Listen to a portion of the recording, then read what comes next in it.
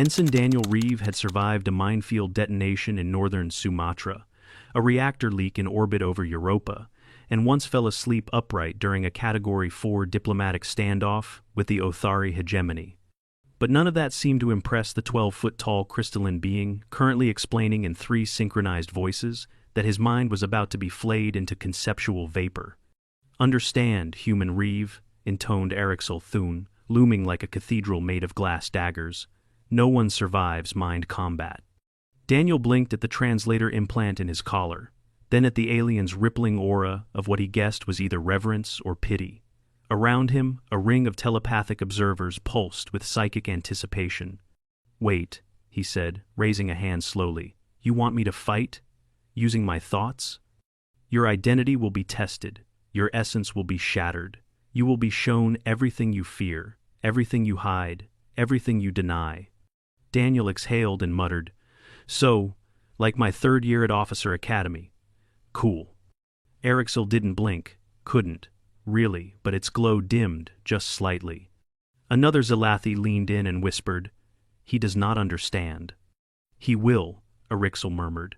"When his sanity collapses and his ego begs for dissolution, he will know the honor we have given him."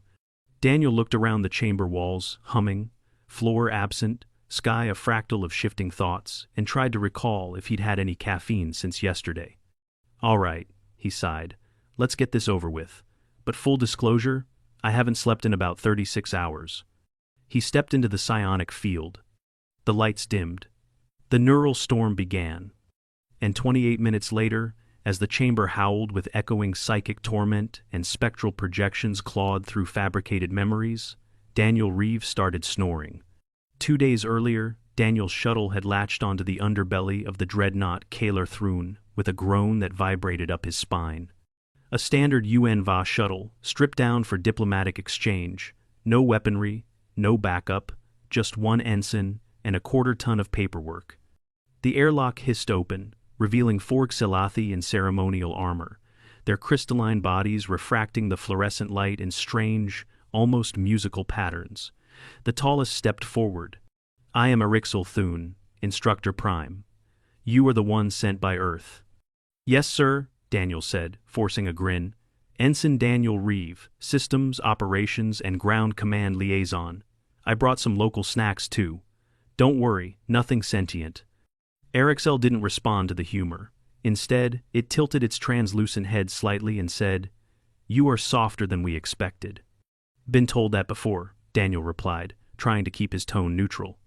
The first 24 hours aboard the Kalar Thrune were largely filled with orientation sessions, translator calibration, and psychometric baseline scans. The Zelathi never said anything outright hostile, but there was a cold efficiency in the way they watched him, like a species constantly assessing, filing, and dismissing. By the 2nd day, Daniel was already on edge. The ship was too quiet. No idle chatter, no clanking tools, no humming background music from some bored engineer. It felt like being inside a frozen cathedral, one that stared back at you. That morning, during an energy calibration briefing, Erixel requested Daniel's presence in the observation gallery. He was led through 1/2 kilometer of corridors, all gleaming and lined with neural inlay channels that pulsed faintly as they passed. "This will be your first exposure to our sacred martial art," Erixel announced as they entered the gallery. Below them stretched a spherical arena surrounded by thick shielding. Mind combat, the trial of truth. Daniel squinted at the arena. It looked empty. Erixel's 3 voices overlapped in perfect synchronicity. "Your species has shown unpredictable mental resistance. Unstructured, chaotic, yet stubborn. We have decided you will participate." "Wait, what?" A chorus of Zelathi around the gallery began to hum, some lowering their forms in reverence. "He does not understand," one said again. Daniel turned toward Erixel. "I thought I was here to observe." "We believe the only true observation is through the self," Erixel replied solemnly. "You will enter the mind chamber tomorrow." The chamber was a dome of impossibility. The floor didn't exist in the normal sense, his feet were supported, but there was nothing beneath them.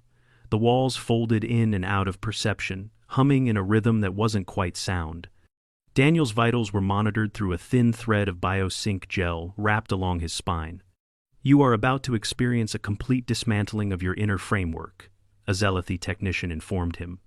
There is no dishonor in collapse. Many have been reduced to silence before the second cycle.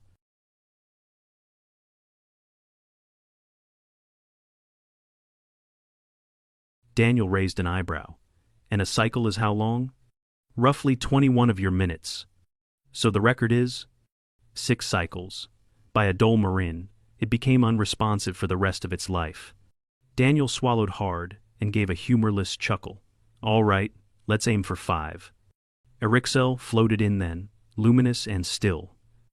No one survives mind, combat unshattered. You will either evolve or you will fade. Daniel gave a slow nod and muttered, I've heard worse odds. Then the field engaged. It hit like ice water poured straight into the skull. Images, sounds, emotions not imagined but felt, layered over each other. The first assault came from an impossible crowd screaming his name in blame. Faces he didn't know shouted at him. Then the sound of alarms, a child's cry, looping. His childhood dog dying again, again, again. His worst failures replayed in triple time. A wrong call in Jakarta that cost 6 lives. The smell of burning plastic and hair. He dropped to a knee, eyes wide, breath shallow. He knew it wasn't real, but that didn't matter. His brain was screaming. His heart rate surged. He tried to ground himself, counting out loud. Then came the fabricated trauma. He stood in a trench waist deep in slush, fingers numb, eyes scanning a gray sky for drones, the smell of ozone and mud. His commanding officer lay beside him, half-conscious, bleeding out. His tablet refused to boot. He had to type in coordinates by muscle memory on a broken keypad, while adrenaline made his hands shake. Except this had happened. This wasn't fabricated. That's when he understood. The mind combat wasn't just fake images. It scoured memories, found real wounds, amplified them, folded them into psychic loops, trauma as a weapon, grief as a trap. Daniel kept breathing, 1 minute at a time, no reaction, just process. 2 hours in, the projections shifted. His parents' funeral combined into one surreal scene, both caskets hovering, while a malfunctioning AI priest gave conflicting eulogies. He watched himself weep, scream, fall silent. Then the silence dragged for 20 straight minutes, only the echo of his breath. 3 hours in, the feed leveled. His vitals dropped. Biomonitors started to chirp, then wail. From the outside, the readouts were terrifying. Neural activity plummeted, muscle tension disappeared, eye movement ceased. The zealothy overseeing the session panicked. To them, it looked like his consciousness had flatlined. Ego fragmentation, one shrieked. He's gone null state. Erixel stormed in. Seal the chamber. Prepare ego splints and memory shields. We must preserve what fragments remain. Inside the dome, Daniel Reeve lay curled in fetal position, faintly snoring. 25 minutes later, the snoring stopped. Daniel shifted, sat up, and yawned so hard his jaw clicked. He blinked as Daniel sat on the edge of the medbay cot, still blinking blearily at the diagnostic drone as it scanned his ocular nerves for the 3rd time. You said I was asleep, he muttered, squinting at the zealothy technician hovering beside him. But you're acting like I got hit by a truck made of ideas. The drone beeped. The screen beside it displayed a cascade of foreign glyphs, all in a shade of worried violet. The sleep state is not an error, replied the technician, whose body flickered in flicks of cold light. It is unrecorded. It has never happened before. Daniel rubbed at his temple. Yeah, well, neither has falling asleep during midterm combat exams, but I manage that too. The technician's aura spiked alarm or reverence. Daniel couldn't tell anymore. Erixel Thune stood in the corner, unmoving, still as a tomb. For the last 45 minutes, the Instructor Prime hadn't spoken a word, only observed. Daniel finally turned to face it directly. All right, can we just talk straight for a minute? Am I dying or something? Did that thing scramble my brain? Erixel's glow dimmed faintly, a gesture Daniel had come to interpret as thoughtful restraint. No, Dreamer Warrior, it said. Daniel winced. Don't call me that, please. You have no visible neural degradation, Erixel continued, ignoring the plea. Cognitive functions are intact, emotional centers undisturbed, yet you pass through the entirety of mind combat without disintegration, without fragmentation, without any psionic collapse. I passed out, Daniel corrected. Erixel pulsed again. Even unconscious, your core identity should have frayed. The constructs you were exposed to have liquefied minds crafted for war. We tore at your history, reflected your grief, echoed your fear. Daniel stood and stretched carefully, the tight ache in his neck sharp but manageable. Yeah, that part sucked, not gonna lie. You slept. I really needed it. A new figure entered the room taller than Erixel, thinner, cloaked in bio-ribbons of translucent data flow, a zealothy of high standing, judging by the number of memory crystals laced into its form. This is Vizier Kurat Zen, Erixel said, our leading psionicist and cultural archivist. He has requested direct interview. More tests? Daniel asked, sighing. Clarification, said Kurat. We must understand. The interview chamber was less a room and more a pocket of stabilized thought space. Daniel was asked to sit in a floating chair that adjusted constantly to his posture, while Kurat floated opposite him, its form shifting through different facets as it interrogated data, questions, and emotional fields. Let us begin with your earliest recollection of structured distress, the Vizier said. Daniel blinked. You want my worst memory? Yes. Daniel thought for a long moment, then said, the first time I heard someone die on a radio call. I was 19. Civi convoy outside Ankara. Ambush. One of the drivers bled out over the comms. I was too far to help. The Vizier grew utterly still. The background field flickered. And you carried that into adulthood? Of course I did. You did not suppress it? Daniel snorted. We don't suppress, we just compartmentalize, process it later, usually with terrible habits and half-burnt coffee. And you consider this functional? It is functional, Daniel replied sharply. Not ideal, not healthy, always, but it gets the job done. Kurat made no response. Instead, he gestured, and a segment of the mind combat sequence reappeared mid-air, ghostly projections of Daniel's trench memory, overlaid with alien constructs that distorted and amplified the pain. This was your real past, Kurat said, and yet you showed less distress during this memory than during a synthetic guilt simulation regarding a broken vase. Daniel squinted at the projection. My sister's favorite vase. I broke it and blamed the wind. That still makes me feel bad. You reacted more strongly to that than to death. Yeah, because I can't fix the death. The vase? I could have told the truth. That's what gets you. The stuff you could have changed. Kurat's crystal facets dimmed in rhythm. You prioritize personal agency in emotional calculus, he murmured. Daniel scratched his temple. Yeah, I guess. Look, is this about the nap? I really didn't mean to disrespect your whole martial tradition. Erixel re-entered then, its glow a muted indigo. You did not disrespect it. You redefined it. Oh no. Word had spread. By the time Daniel left the interview chamber, over 200 Zealothi and other observer species had crowded outside, their forms pulsing with curiosity. A few even bowed not to him, exactly, but to the concept he now unintentionally represented. He walked briskly, eyes forward. He hated this part. Back on Earth, a similar situation had unfolded after he'd held a collapsing radiation shield with his own body weight for 6 minutes to save a medevac team. The physical damage was extensive: herniated discs, crushed cartilage in both knees, radiation scarring, but all anyone remembered was the photo of him giving a thumbs up afterward while strapped to traction. The legend always consumed the reality. A medical aide, smaller, younger-looking Zealothi named Sen, caught up with him in the corridor. Sir Dreamer, Ensign Reeve, are you sure you're all right? There's a slight irregularity in your optic convergence rate, and your thalamic scan registered a non-linear flicker. Daniel gave a tired smile. That's just my right eye twitching from fatigue and caffeine withdrawal. Sen handed him a steaming cup of something that smelled faintly like cinnamon and battery acid. This is our mildest neural stabilizer. We usually use it after grief storm duels. Daniel took a cautious sip. Tastes like bad oatmeal, But better than nothing. Sen hesitated, then asked quietly, What is Detroit? Daniel laughed despite himself. Where I'm from?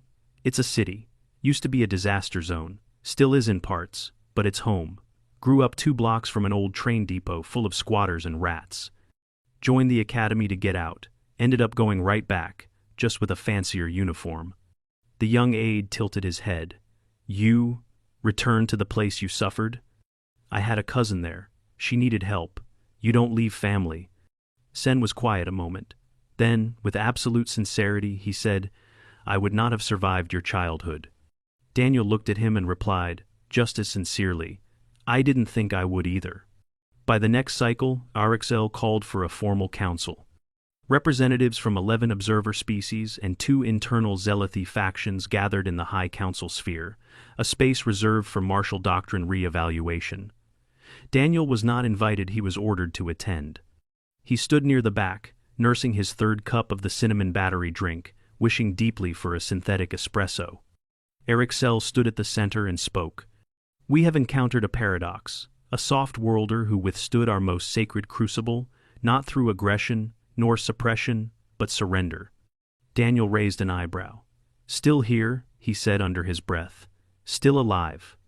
Our constructs failed to penetrate, Erixel continued, not because they were resisted, because they were known, already lived, already worn into the flesh. Kurat stepped forward. This suggests a philosophical failure in our assumptions, that only through the forging of artificial torment can one attain readiness. But the dreamer warrior did not flinch. He drifted. Daniel cleared his throat. Still hate that name. Murmurs rippled through the chamber. One Zealoty priest declared that Daniel's example proved the existence of recursive emotional fatigue as a viable mental armor. Another argued that humans were naturally unstable and therefore immune by absurdity. Daniel finally stepped forward. I'm not immune, he said. I'm still dealing with half the things you For the next 3 Earth Standard days, Ensign Daniel Reeves' every move was logged, analyzed, and in some cases, ritualized. He wasn't allowed to carry out his original liaison duties. Every request to inspect systems operations was politely denied or quietly rerouted. Every question about joint training protocols was answered with ceremonial greetings and philosophical inquiries into the neural dreaming blade and sleep as endurance metaphysics. On the 4th day, they held a parade. To Daniel's dismay, it included a projection of his sleeping face 40 meters high and several elaborate renditions of the moment he allegedly repelled fear itself by dissolving the ego into dream. One sculpture showed him floating in a fetal band shade in the fetal one of the police ovations SO4 position, wrapped in spectral tendrils labeled Serenity Vortex. He nearly choked on the protein biscuit he'd been chewing. I just passed out, he muttered. Sen, walking beside him, nodded solemnly.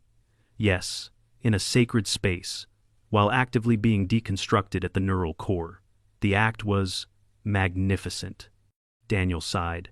You people really need to experience finals week in a human university. Behind him, a Zelathi acolyte unfurled a long silver banner with the words, The Dreamer Warrior Endures Without Form, etched across it. Daniel closed his eyes and kept walking.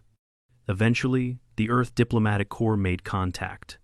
It came via encrypted channel routed through the ship's communication sphere, a semi-living bioarray that translated emotional intent along with linguistic content. The interface made Daniel feel like he was talking to a sentient mood ring. Lieutenant Commander Sylvia Vance, head of Earth's Interspecies Liaison Office, appeared on screen looking both amused and tired. Reeve, heard you stirred things up over there. Daniel leaned forward in his seat. Ma'am, permission to request transfer. Denied. I figured. Vance looked off screen for a moment. Listen, the report from Kalar Thrun came through 4 hours ago. It's already triggering reviews in 3 interspecies behavioral councils. You're being cited in something called Case Study, Death World Conditioning as Cognitive Shielding. Daniel groaned. Ma'am, I wasn't shielding anything.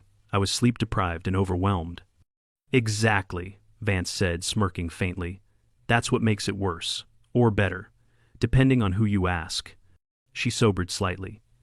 They weren't kidding about the chamber, by the way. We ran your neural telemetry through 6 layers of analysis. You suffered non-linear memory flux, gamma-wave instability, and a brief full-system suppression of conscious filtering, usually fatal to species with high-context emotional processing. Daniel blinked. And yet here I am. Technically, you shouldn't be. You hit biofeedback thresholds that trigger emergency termination in most subjects. Your vitals stabilized not because you resisted, but because your mind chose disengagement as a survival vector. You didn't break, you defaulted. I fell asleep. Yes, and apparently that's now a sacred technique. Daniel ran both hands down his face. Do I get hazard pay for any of this? Not unless you develop a seizure disorder in the next 30 days. Nice. Before she signed off, Vance added, use this. The Zealothi think you're a prophet or a failure of their doctrine. Either way, you've got their attention. Push for whatever cooperative protocols you can. Sleep hygiene routines, emotional feedback mapping, maybe even joint rehab training. Daniel straightened slightly. Copy that. Oh, and Reeve, next time, sleep before the mind war. Later that cycle, he met again with Arixel in the now familiar stillness of the thought center. It was less intimidating than before, though the ambient tension remained, like walking into the office of a philosophy professor who had once attempted to eat your soul. Arixel stood before a new projection, a simplified human brain, annotated with Zealothi glyphs and color-coded nodes. Several sections were marked with blinking red warnings. These are the regions that fluctuated most during your engagement, Arixel explained. Especially your amygdala, hippocampus, and anterior cingulate. We believe your emotional recall pathways have been reinforced through repeated high-stress exposure. Daniel nodded. That tracks. You do not experience distress the way we do. I do. I just carry it differently. You suppress. I adapt. The distinction hung in the air like a taut wire. Arixel turned away. Some of my peers believe you are an anomaly, a uniquely defective or gifted sample. Daniel didn't respond.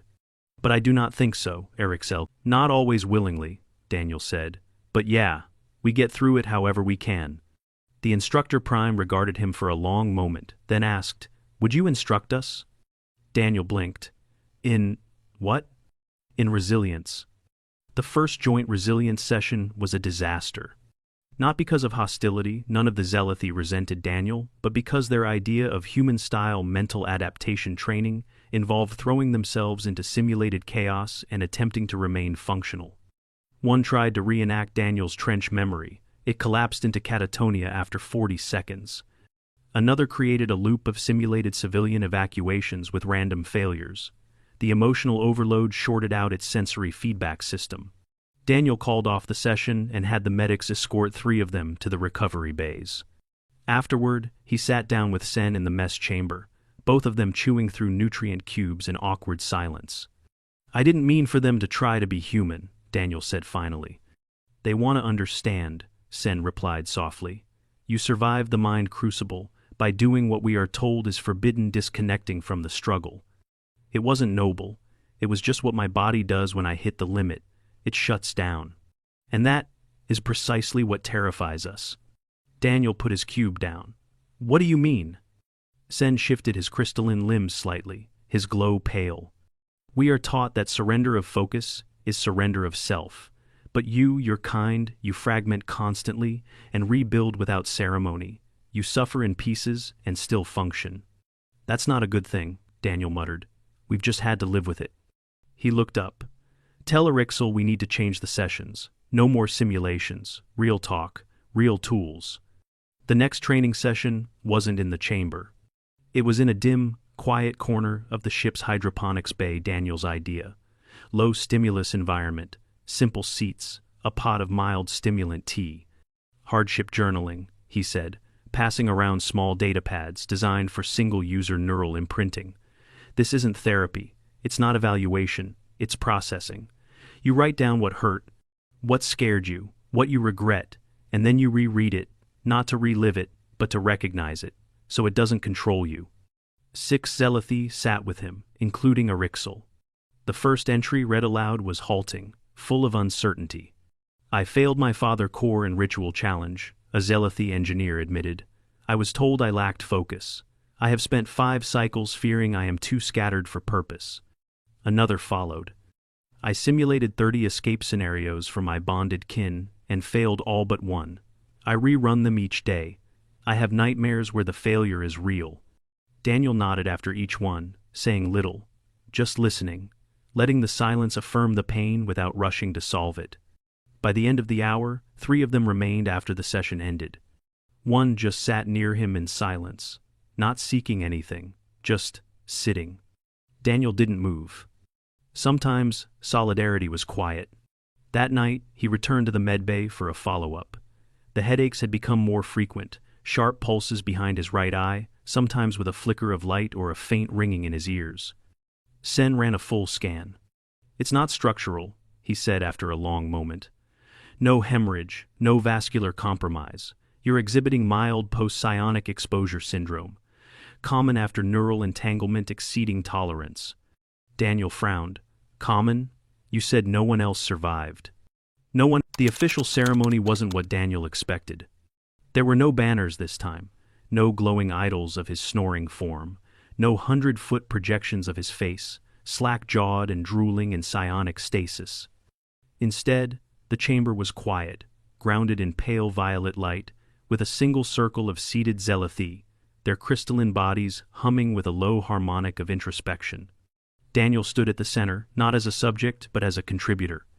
Erixel Thuin faced him, crystalline limbs folded into a meditative posture. This conclave marks the formal integration of non-linear mental restoration protocols into the Zealothi warrior doctrine, it said. A change inspired by an outsider.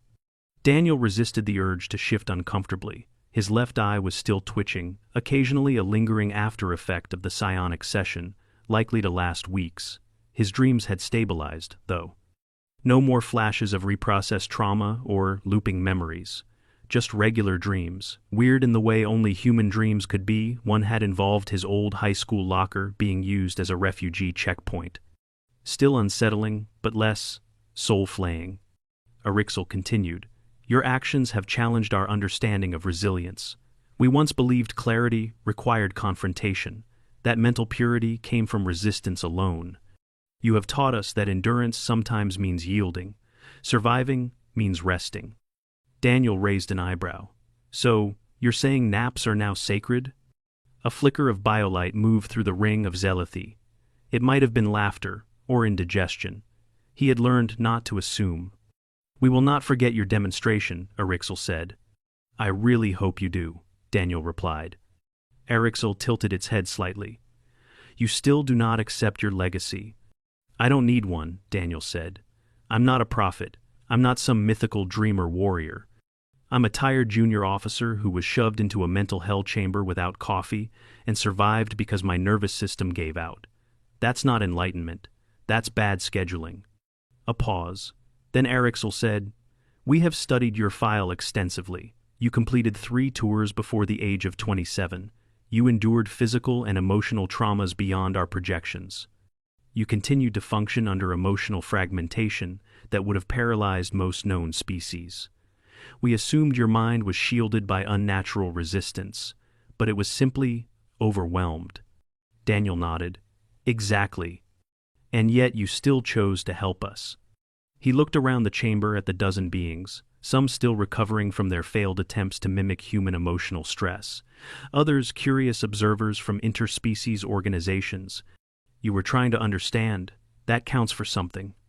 Erixel's glow dimmed slightly. The council has granted my request for sabbatical. Daniel blinked. Wait, you? Yes, I will enter a 6-week despair immersion retreat, to unlearn what I believed was unbreakable. You don't have to do that. But I must. You see, I was Instructor Prime. I enforced a system that rewarded suppression and punished vulnerability. I taught warriors to harden their minds until they shattered. You showed us a different path, one I never permitted myself to walk. Daniel took a breath. All right, then take the time. But don't do it to punish yourself. Do it so you come back better. Erixel nodded. You speak as one who has tried. More than once. The council dispersed slowly after that, each attendee offering a gesture of respect, some subtle, some more ceremonial. One Zalathi touched its central node and recited a short phrase. May the echo of your silence carry through stormed thought. Daniel had no idea what that meant, but he nodded anyway. The report was ready. Daniel stared at the transmission pad on his desk, reviewing the last page again before submitting.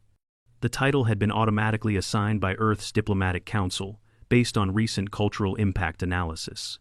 Death World Conditioning as Unintentional Diplomatic Leverage, a Case Study. He hated it. The analysis was thorough. It detailed his vitals, psionic patterns, cognitive impact markers, and a full breakdown of the mind combat session's intended neural trajectory versus the actual outcome. He scrolled to the addendum he'd written last night, hands still aching from the tension spikes. The endurance of human minds is not a measure of superiority. It is a byproduct of necessity. Our species has learned to function under cognitive fragmentation, not because we are stronger, but because the alternative would have meant extinction. The value of emotional resilience lies not in suppression, but in recovery.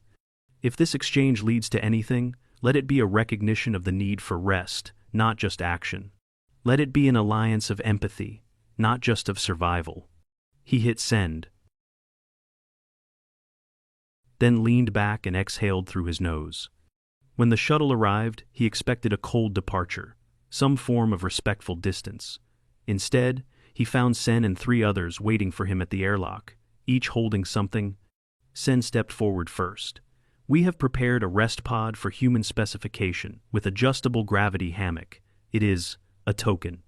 Daniel took the pod, a compact, modular sleeper with thermal regulation and variable support modes. He stared at it in silence. A second Zalathi, one he hadn't spoken to much, stepped forward and handed him a small crystal, etched with fractal lines. My first journal, she said quietly. Your method, it works. I slept uninterrupted for the first time in my life. Daniel smiled. Glad to hear it. A third handed him a datapad with 30 entries from various crew members, anonymized but raw failures, fears, doubts, a library of vulnerability. Daniel accepted it with both hands. Erixel arrived last. It no longer wore the formal crown of the Instructor Prime, though its form was no less commanding. It extended one long limb, and in its palm rested a single star-forged coin engraved with both Zalathi and Earth glyphs. This is symbolic, Erixel said, of mutual endurance. We will adapt your recovery protocols, implement your processing techniques, and perhaps learn to rest. Daniel pocketed the coin. Good. He stepped into the airlock, paused, then turned back. I'm not your dreamer warrior, he said. I'm just a guy who fell asleep because the alternative was losing his mind. Don't worship that. Understand it. Grow from it. They nodded. As the airlock sealed, Daniel looked down at the rest pod, then at the datapad filled with raw, painful truth from beings who had once seen sleep as weakness.